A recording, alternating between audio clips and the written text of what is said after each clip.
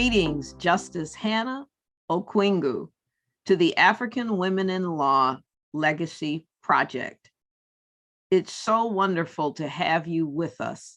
Welcome, Justice. Thank you. It's nice to be here too. You have had, Justice, quite an incredible journey. In fact, 3 years after you became an advocate, you became a magistrate, judge, then a chief magistrate, then to the High Court, and then the Court of Appeals. Quite a remarkable journey. And I want to begin our conversation with the beginning of your journey, where you grew up, who influenced you, and if you're the first in your family to become an advocate. Thank you, Judge. Indeed, I'm the first in the family to become an advocate. And my journey started when I was actually about 7 years old.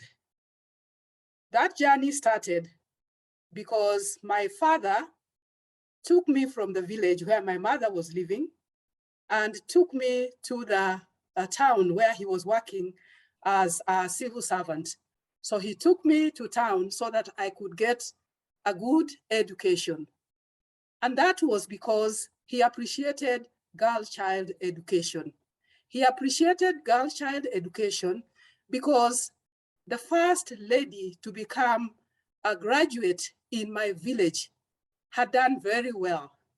And her family were the envy of the village because she took care of her parents, she took care of all the members of the family. And so everybody wanted to take their daughter to school because they were seeing that girls can also make a difference. So that's why my father brought me all the way from the village in Kisumu. You've been to Kenya, you know where Kisumu Yes. is, all the way to Mombasa, where he was working. And I went to school there. So that was the first, where it all began. Your father's belief in you and that girls should have equal education, that meant everything to you. It did. It certainly did. I wanted to do everything to do well so as to please him. I did not want to disappoint him. And I was going to say that the reason why, again, I joined law, I ended up in law, was again because of my father. Because there was somebody from his home area who had done law and who was a magistrate. And that man was a good friend of his. Then he also had a relative whose son had done law and was a very successful advocate. So he really felt that I should do law. I think probably law was the only career he thought mattered.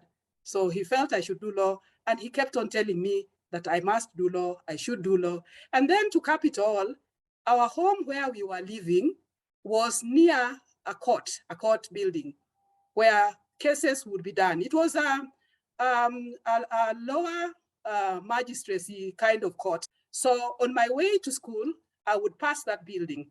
And in my latter years, when I was a bit older, I would see people standing there. And because I've been told that is a court, I would move near to see what was going on. And I really got fascinated by what how the magistrate was handling the cases, the kind of cases that he was dealing with. And that's how I got hooked into law. Into law. And let me ask you this, when you were standing outside of those courts and looking in, did you ever think you would be one of those magistrates, that you would ever wear the black robe? I felt that that is where I was going to end up. I don't know. I had no doubt in my mind that that is what I was going to do. That's I had no doubt, because I believed in my father. Mm-hmm. And he kept on telling me, this is really what you should do. This is what you are going to become. You argue too much. For him, it was, I would be an advocate. So that's what he kept on telling me. And for me, I thought that is where I was going to be. I didn't see myself doing anything else. So I was going to ask you what your father saw in you, but you've just said part of it is that you like to argue a lot. That's what he said. I don't know. I didn't really believe that, but that's what he said. And were there any lessons besides the value of education and your father moving you to Mombasa so you could get a great education? Were there any other lessons your parents shared with you that have helped you throughout your life? Or advice they've given you? Okay. My dad told me that nothing is impossible if you work hard enough. That's what he kept on telling me. And that's why he kept on telling me I could do law. Nothing is impossible if you work hard enough. That's what he kept on telling me. And I believed that. So I worked hard in school and I did well. And I ended up there. Of course, it was not easy, but I ended up there. Yes. That was the next thing I was going to ask. Could you describe to our listeners what at least one or two of the difficulties were that you faced in that education journey? And then we'll turn to your judicial career after you've answered those questions. The first thing is that I was from a very humble background. We were 10 children in the family. My father was the only member of the family who was working. And so it was a big sacrifice for him to pay even school fees for me and to take me even to a good school. But he did it. It was a sacrifice. But that meant then that I also had to do without many things. Mm-hmm. You see, like now, when you go to school, you meet with children from all kinds of backgrounds, and sometimes you cannot, you are not really there, you are not up to their standards. So it means you cannot, you are not able to measure up in terms of living. Mm-hmm. Like, for example, I was in a boarding school. I never got any pocket money. I went to school, he paid fees, and that was it. He paid my fare to take me to school, and that was it. And I had to survive somehow. Mm-hmm. Yeah. How did you survive with no pocket money? Well, I didn't go out when other students were going out for exert. I would be reading and doing my work. Once in a while, of course, when we had school trips, which were compulsory, he would pay for that, and I would attend. And you went to that school through what year? And then when did you go to the university? Okay, I was first in Kenya at that time, secondary school education. In Mombasa, I was in primary school. Then in Kenya at that time, secondary school education was 6 years.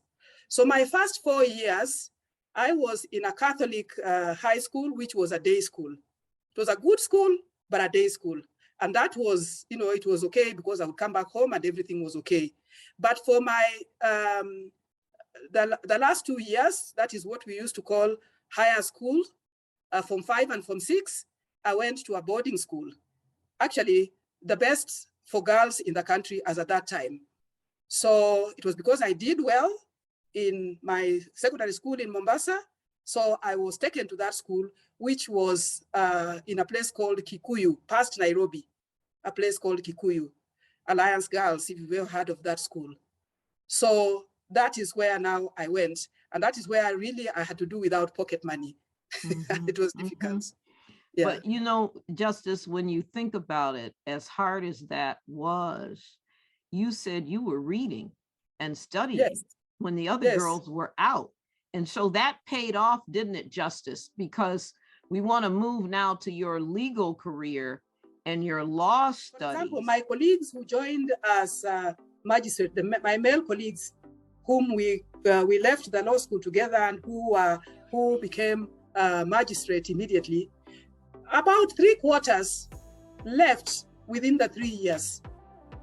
And that was because basically most of them were just going to the judiciary to gather experience, and then they go out on their own into private practice to start their businesses. So at that time, the judiciary was paying very, very little. So most of the men didn't stay.